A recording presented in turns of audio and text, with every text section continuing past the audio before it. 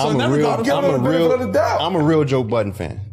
Like, I know Joe Budden music. You used to have the USA, the headphones. I really rock with Joe Budden. The Walkman. Yes, I rock with Joe Budden. I know his music. And I know the song he's talking about. Like, he really had a great dish song for Drake, but nobody heard it. Yeah. That's kind of what my point was. You know what I mean? Like, it's like... So it had no effect. But he's saying it. It ain't like nobody else has said. He's standing on his song. It had no effect. Right. But does it... Answer this question for me. Is it like... And this is no shot, bro. I love you, bro. You know what I'm saying? Is this like fucking Marty Collins being like, yo, I threw New York on my back so that Melo knew what to do when he got here? No, not at all. No, not at all. It's I went up against somebody who's considered the best, right? Even though nobody probably, it ain't pick up, it ain't catch on. But like you said, you heard it and you was a fan of it. Like, he was really saying some shit on there. So even though I don't beat you one-on-one. You might, beat me by 30, 40, 50 points one-on-one. He may be looking at the game and seeing weaknesses in you based on what I expose, even though you beat the shit. Right? So it's just dissecting the game and dissecting the players. So I think that's where he's going at with. I hope that's where he's going at with it. So I'm going to give Joe the benefit of the doubt of going that. Even on that route, I'm still not with it. Okay, I'll just give it a benefit of the doubt. Because, like, I agree with that take. Mm-hmm. That's where the angle he's going at. But, man, Drake is in trouble, it feels like. Like, they vandalizing the OVO stores. Yo. In a world where celebrity opinions are constantly dissected and debated, there's an undeniable intrigue when athletes reveal their fandoms for artists outside of their immediate spheres. This dynamic becomes particularly compelling when someone like Andre Iguodala, a seasoned NBA veteran with a decorated career, openly acknowledges his appreciation for Joe Budden's music, a fact that took Carmelo Anthony, a close friend and fellow sports icon, by surprise. It is easy to overlook the significance of this admission, but in truth, it exposes several layers of human connection, cultural influence, and intellectual engagement that go far beyond the surface-level idea of a celebrity merely enjoying music.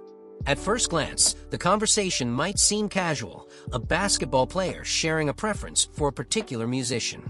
But when one considers the deeper context, Joe Budden's career, marked by both critically acclaimed projects and polarizing moments within the hip-hop community, the revelation gains complexity. Budden is not just a mainstream artist with radio hits. He is a figure whose artistry blends lyrical acumen with introspective commentary, often tackling subjects that others avoid. The recognition of this by a professional athlete highlights a cross-cultural literacy that transcends mere entertainment. Iguodala's acknowledgement signals an appreciation not just for sound, rhythm, or catchy hooks, but for narrative depth, lyrical strategy, and the authenticity Budden brings to his work. What makes this moment particularly striking is the apparent surprise from Carmelo Anthony. Anthony, someone who has been involved in the cultural landscape surrounding sports and music for decades, was unaware of Iguodala's allegiance. This indicates a subtle, yet important point about perception versus reality. Oftentimes, fans and observers pigeonhole athletes into narrow cultural interests, assuming that their tastes align only with mainstream or commercially dominant trends. Iguodala's candidness challenges that assumption, reminding the audience that cultural engagement is multifaceted and personal. It also underscores a kind of quiet erudition within certain athletes, an ability to engage critically with art, assess skill, and recognize innovation even when it exists outside the conventional spotlight. Diving deeper, the discussion touches on the specifics of Joe Budden's discography. Iguodala references songs and performances that may have gone unnoticed by the broader public, including tracks where Budden dissects complex interpersonal and social dynamics. This not only reinforces Iguodala's attentiveness as a listener, but also aligns with the ethos of critical analysis often found in sports. In basketball, like in music, the ability to identify weaknesses, anticipate moves, and assess overall strategy is crucial. The comparison is almost seamless. Just as an athlete studies a competitor's tendencies and patterns, a dedicated fan studies an artist's creative choices, lyrical dexterity, and thematic intentions. There's an intellectual rigor to both forms of analysis, whether applied to pick and roll or to a cleverly constructed verse. Moreover, Iguodala's admiration for Budden demonstrates the bridge between individual performance and broader cultural discourse. Budden has always positioned himself as an observer and commentator, often critiquing the very environment that celebrates him.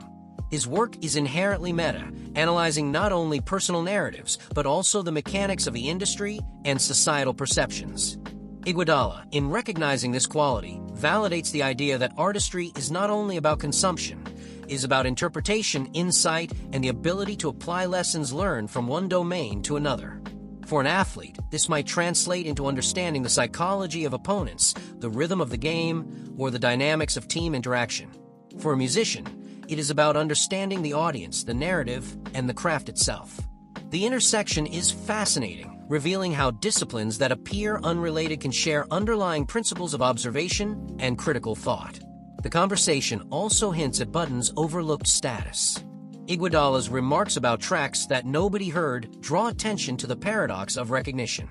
Budden, despite his influence and critical acclaim, often operates in a space where mainstream validation does not necessarily align with artistic merit.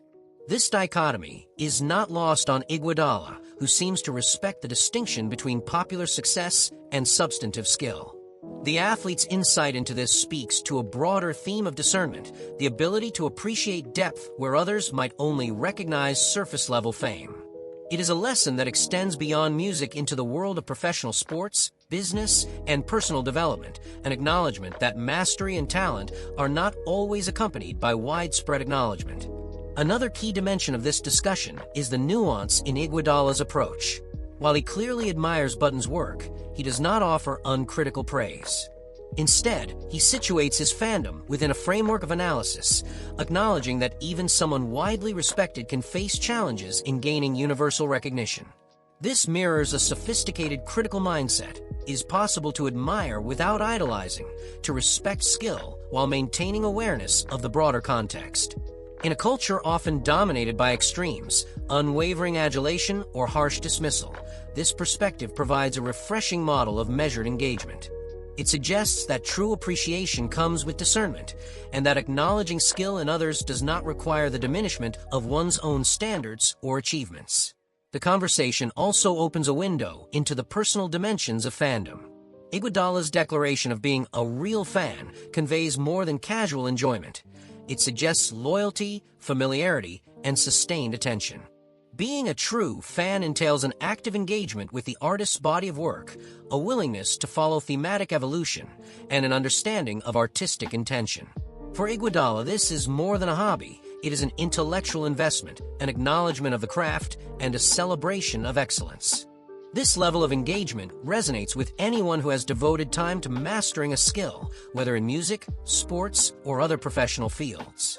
It is a reminder that admiration, when informed and thoughtful, can be a profound expression of respect and recognition.